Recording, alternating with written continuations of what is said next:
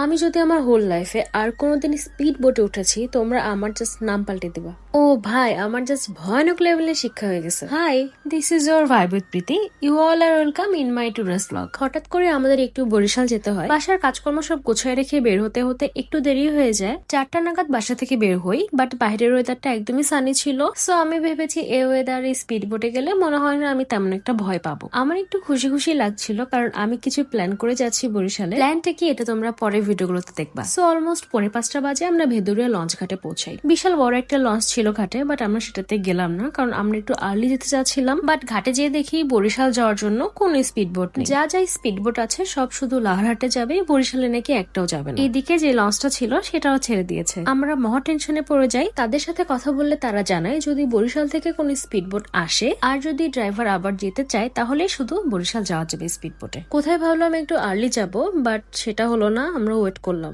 এরই মধ্যে একটি স্পিড বোট ঘাটে আসে এবং ড্রাইভার যেতে রাজি হয়। ওকে, আমরা যাত্রা শুরু করলাম। এতক্ষণ তো আমি তোমাদের কিছুই বলিনি, এবার আমি বলবো আমার সব থেকে বড় বিপত্তির কথা।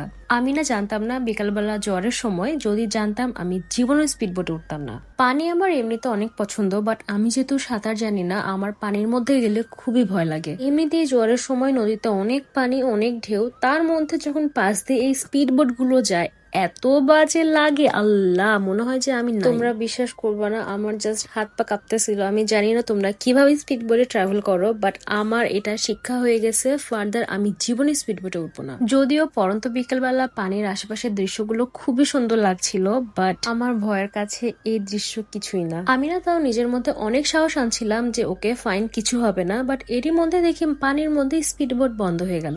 আমার ভয় আরো 3 গুণ বেড়ে গেল। আই নো তোমরা যারা ভোলার আছো তোমরা এসবে খুবই ইউজ টু, বাট আমি ভাই একদমই ইউজ টু না। আমি উত্তরবঙ্গের মানুষ, পানির মধ্যে কখনোই থাকিনি। আমি শিওর আব্বু আম্মু আজকের এই ভিডিও দেখলে আমাকে অনেক বকা দিবে, কারণ সাঁতার না জেনে আমি কেন স্পিড বোটে উঠেছি। আলহামদুলিল্লাহ 50 মিনিটের মধ্যে স্পিড বোটটা ঘাটে ভিড়ালো। আমি না অনেকক্ষণ বোট থেকে নামতে পারছিলাম না, কারণ আমার পা কাঁপছিল। ভাই আমি জাস্ট আজকে ট্রমাটাইজড হয়ে গেছি। এদিকে বোট থেকে নামতে যে আমার জামা ছিঁড়ে গেছে। What a roller coaster journey. Then আমরা আমাদের হোটেলে চলে গেলাম। আমরা এবার চেক ইন করবো।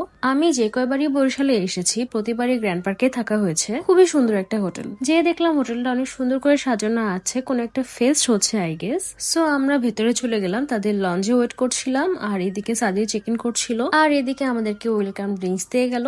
দেন আমরা রুমে উঠে গেলাম, আর এদিকে আমার যে বাসায় পরা জামাটা ছিল সেটাই আমি পরলাম, কারণ আমার জামা ছিঁড়ে গেছে আর আমি এখন শপিং এ যাবো। 2 দিনের জন্য যেহেতু গেছি, আমি তেমন ভালো কোনো জামা কাপড় নিয়ে যাইনি। রাতের বরিশালটা দেখতে কেন জানি খুবই ভালো লাগছিল। এসব দেখতে দেখতে আমি ধীরে ধীরে আমার এই ট্রমা থেকে বের হয়ে যাচ্ছিলাম। বরিশালের বেস্ট পার্কের পরে এই জায়গাটা আমার কাছে খুবই জাঁকজমক লাগে, বেবির পুকুর পার। সামনে অ্যাপেক্স দেখে আমরা ঢুকে পড়লাম অ্যাপেক্সে। সাদি কয়েকটা জুতা কিনবে। বলার অ্যাপেক্সে না ভালো কোনো কালেকশন পাওয়া যায় না, যার জন্য তোমাদের ভাইয়া অনেকদিন জুতা কিনতে পারেনি। সো এখানে তার 2টা জুতা পছন্দ হয়ে গেল এবং আমরা সেটা কিনে ফেললাম। এখান থেকে জুতা কিনে আমরা এরপরে চলে গেলাম বগুড়া রোড। এইদিকে যেতে দেখি যে একটু জ্যাম পড়লো রাস্তায়। যেদিন থেকে ঢাকা ছেড়েছি জ্যামের কথা না অলমোস্ট ভুলেই গেছিলাম। এখানে যে আমি লারিভে ঢুকলাম সরাসরি। বরিশালের লারিভটা অনেকটাই বড়, বাট তারপরও না আমার কোনো জামা তেমন একটা পছন্দ হচ্ছিল না। অনেক খোঁজার পরে আমি একটা শার্ট চুজ করলাম, আর এটা আমি কিনে ফেলি। একবার ভাবলাম পরেই ফেলি, বাট পরে আর কেন জানি পরলাম না। তারপর অনেকক্ষণ ঘোরাফেরা করে ক্ষুধা লাগলো, রাত্রে চলে গেলাম আমরা চুইঝালে। বরিশালে গেলে আমতলার এই চুইঝাল রেস্টুরেন্টে আমরা প্রতিবার যাই। ওদের চুইঝালটা না ওরা অনেকটাই মজা করে, বাট একটু তেলের পরিমাণটা বেশি দেয়। অনেক টেস্ট লাগে, বাট তেলের কারণে না আমি বেশি খেতে পারি না। চুইঝালের সাথে আমরা কিছু ভর্তাও নিয়েছিলাম, আর আমরা সাদির সাথে ওর একটা কলিগ জয়েন করে। অলমোস্ট রাত 11:30টার দিকে আমরা আবার হোটেলে ব্যাক করি। আমি